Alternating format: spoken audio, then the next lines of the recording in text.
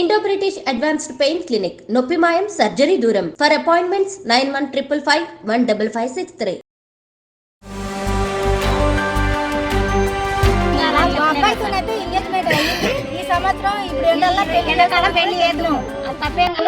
అమ్మాయిని ఇబ్బంది పెట్టి మానసికంగా సపరేట్ చేస్తుంటే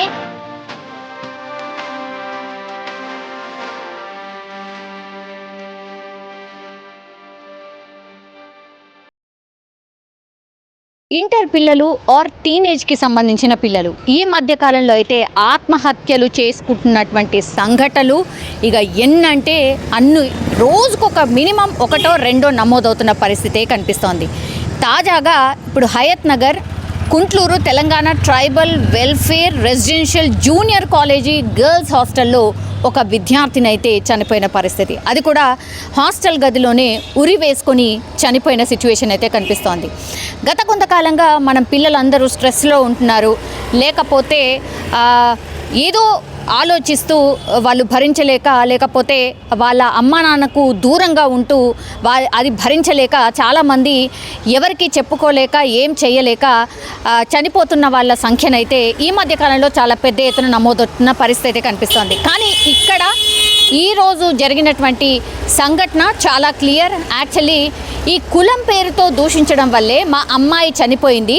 250 మంది పిల్లలు గర్ల్స్ హాస్టల్లో ఉన్నారు.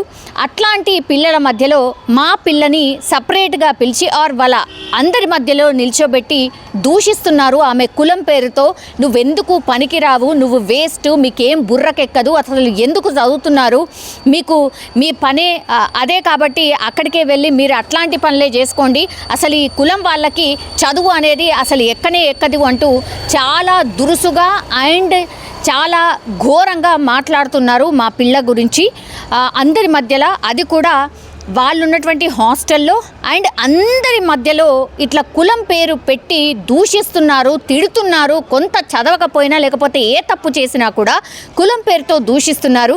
చాలా టైమ్స్ మా అమ్మాయి ఇదే విషయం చెప్పింది.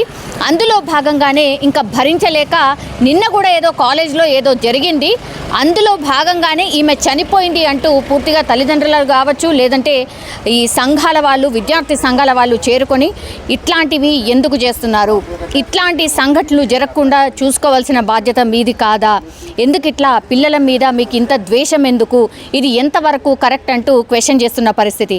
పూర్తిగా వీళ్ళందరూ కూడా దాడి చేసే ప్రయత్నం కూడా జరిగింది. అండ్ అక్కడ ఉన్నటువంటి యాజమాన్యం పూర్తిగా వాళ్ళని దూరంగా జరిపేసి అక్కడి నుంచి పంపించే ప్రయత్నం అయితే చేసిన సిచ్యువేషన్ అయితే కనిపిస్తోంది. కానీ ఈ హాస్టల్ గదిలో ఆమె ఒక్కతే ఉండంగా ఉరివేసుకొని చనిపోతే కూడా కనీసం పట్టించుకునే వాళ్ళు లేరు. కనీసం అంటే కనీసం చూడలేదు, ఆ పిల్ల ఎటుపోయింది, ఏం చేస్తుంది అనే కనీసం అంటే ఆ జాగ్రత్తలు కూడా వాళ్ళ పిల్లల గురించి అసలు తీసుకోవట్లేదు. అండ్ వాళ్ళ స్నేహితులు ఎవరైతే ఉన్నారో వాళ్ళ స్నేహితులు వెళ్ళి ఆ క్లాస్ రూమ్ గది ఓపెన్ చేసి చూస్తే కానీ మా అమ్మాయి చనిపోయినట్టు అసలు తెలియలేదు. ఏం జరుగుతుంది ఏంటి, ఇట్లాంటి కాలేజీల మీద చర్యలు తీసుకోవాల్సిందే.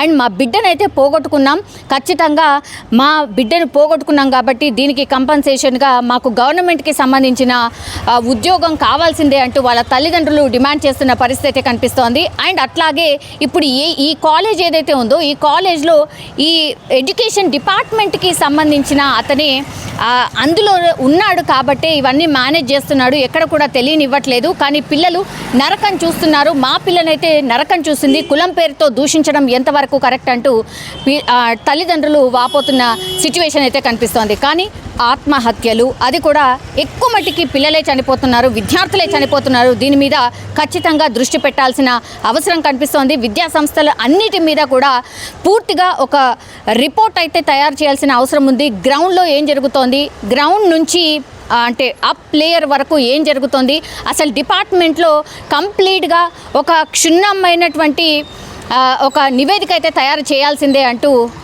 చాలామంది విద్యావేత్తలు కూడా కోరుతున్న సిచ్యువేషన్ అయితే కనిపిస్తోంది.